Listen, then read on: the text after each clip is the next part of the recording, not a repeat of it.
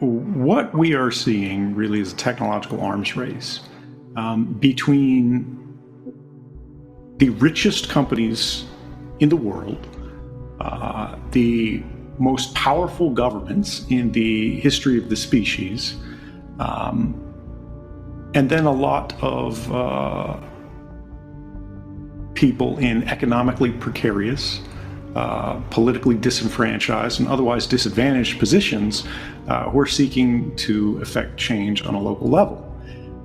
And on the one hand, you have governments that have, the NSA, which has 30,000 people who are just on its own internal classified network, who are able to go in every day, 9 to 5, and with all their different missions, watch the whole world to the best of what their technological capability happens to be that week, and every week it gets better. But that doesn't mean there's nothing we can do. That doesn't mean we can give up. I think what I always advise people to do is to try to understand technology that you're using, at least generally. It's not fair to ask community organizers and activists to be able to fight off the NSA, the Mossad. If you're in Russia, the FSB. If you're in China, the MSS. Every country of any serious geopolitical weight today has an internal security service. And we don't like to think about this in these terms in the United States. It's not polite to describe the FBI as an internal security service.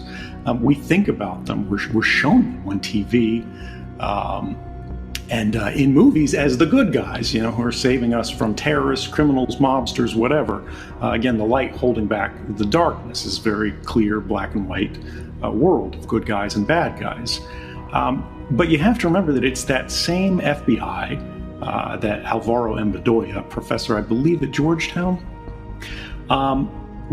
declared Martin Luther King Jr. The greatest national security threat in the United States 2 days after he gave the I Have a Dream speech. You have to understand that in places, in agencies and governments where, again, they see themselves as the shield against change, because instability is the enemy, instability is the bad thing, progress looks like a threat.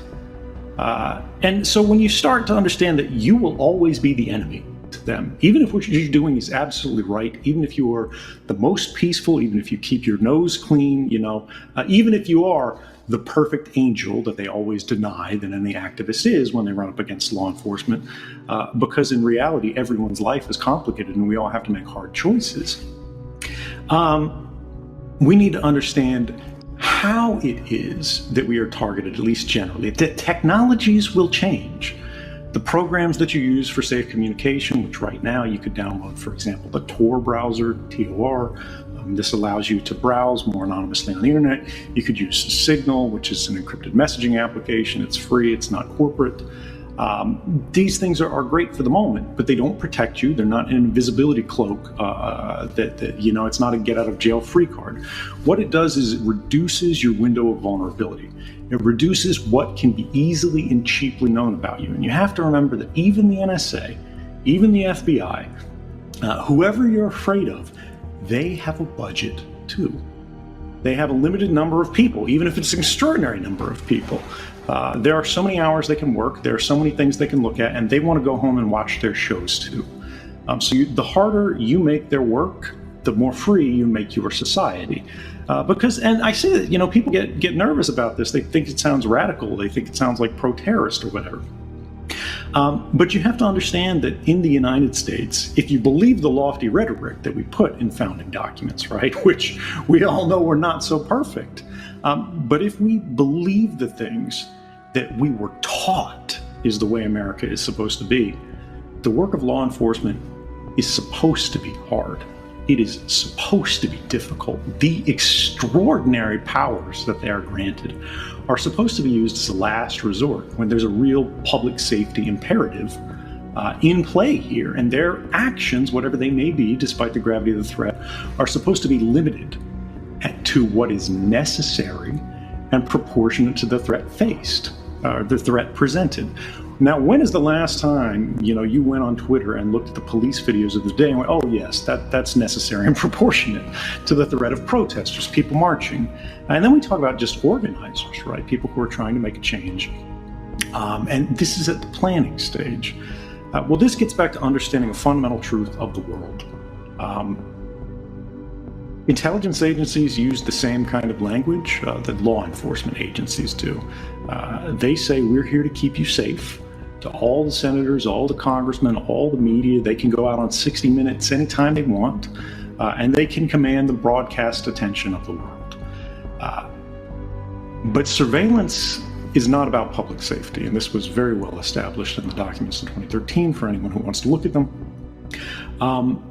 Mass surveillance, particularly, which is what's being used against people like protesters and used to identify people like community organizers. Surveillance is about power. It's about control. If you look at the documents, if you look at how these things are used, if you look at how they're targeted, it's about economic espionage, it's about diplomatic control, it's about social influence, and it's about enforcing systemic stability. But stability means the end of progress, right? As Naomi mentioned before,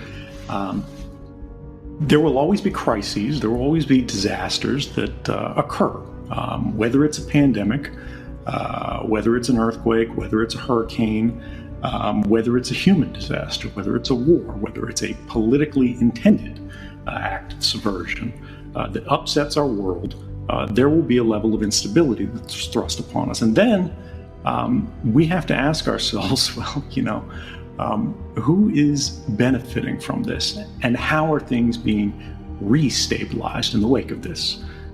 When 9/11 happened, of course, we had a lot of restrictions on what the intelligence community could and could not do.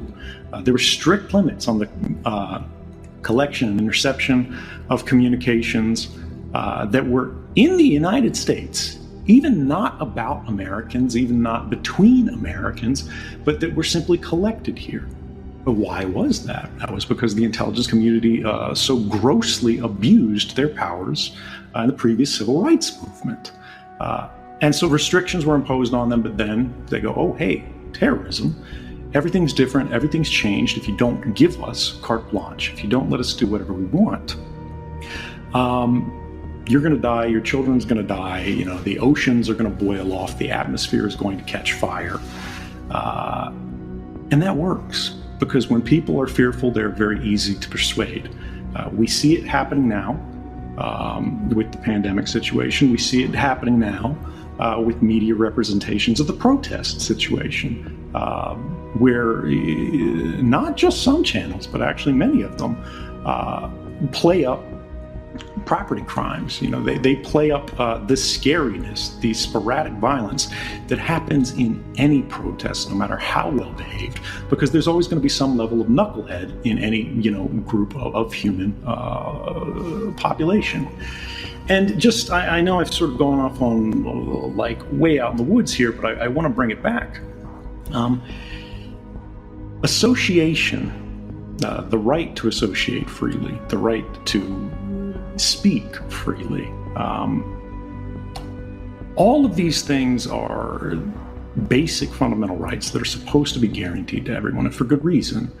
All of them are supposed to spring from sort of a mother right, which is privacy, right? Because if you think about it, freedom of speech doesn't mean anything if you can't figure out for yourself something new to say. If you're afraid of being, hounded out for whatever it is, just when you think about it, you're on the wrong side of the issue. Freedom of religion doesn't mean anything if you can't decide for yourself what it is that you truly believe, rather than the beliefs that you inherited from the other. Everything, when you go into the language of private property, having something for yourself, rather than society owning you and everything with you, all of your thoughts, all of your works, to the jury right, which is recognizing that you have an interest to yourself, to your freedom, to your person, that must be overcome by society in order to act against you.